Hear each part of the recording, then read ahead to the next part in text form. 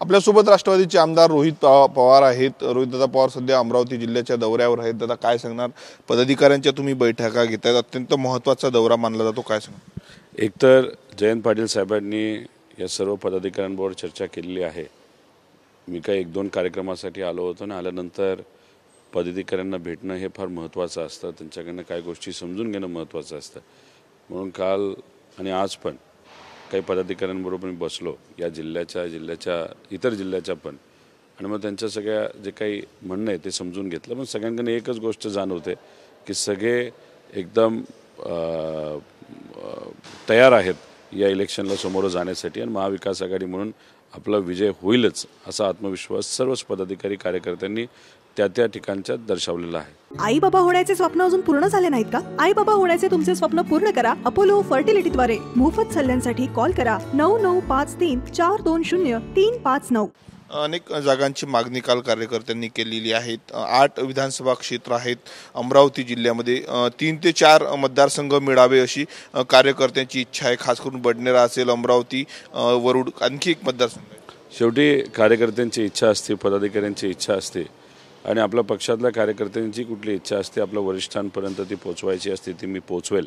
शेवटी निर्णय घेणारे हे आदरणीय पवार साहेब आहेत, आणि महाविकास आघाडी असल्यामुळे त्याच्यामध्ये उद्धव ठाकरे साहेब असतील, काँग्रेसचे सर्व प्रमुख नेते असतील, त्याच्यामध्ये पटोले साहेब येतात, थोरात साहेब येतात, विजय भाऊ येतात, यशोमतीताई येतात, तसंच शेवट निर्णय काँग्रेसचा हा राहुल गांधीजी तिथे घेतील।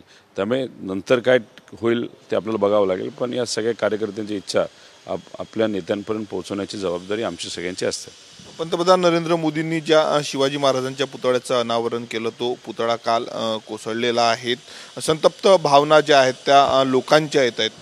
हे सरकार आहे, या सरकारमध्ये 40 ते 50 हजार कोटीचा भ्रष्टाचार झालेला मीच त्या ठिकाणी कागदपत्रासह पुढे आणलेला आहे।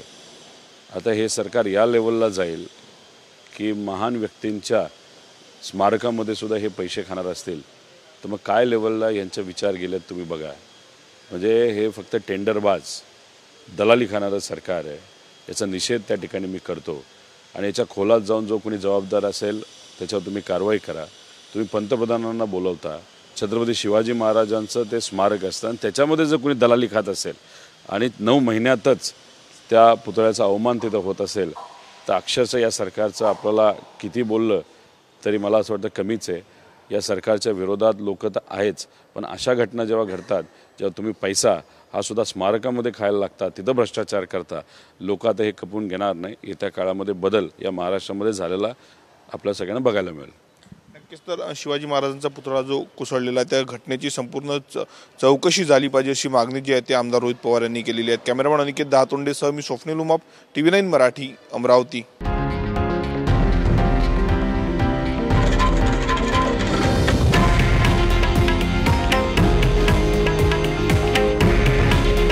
हे आहे देशातील नंबर 1 न्यूज नेटवर्क, आणि आपण पाहत आहात TV9 मराठी। काळजी तुमची, हित महाराष्ट्राचं।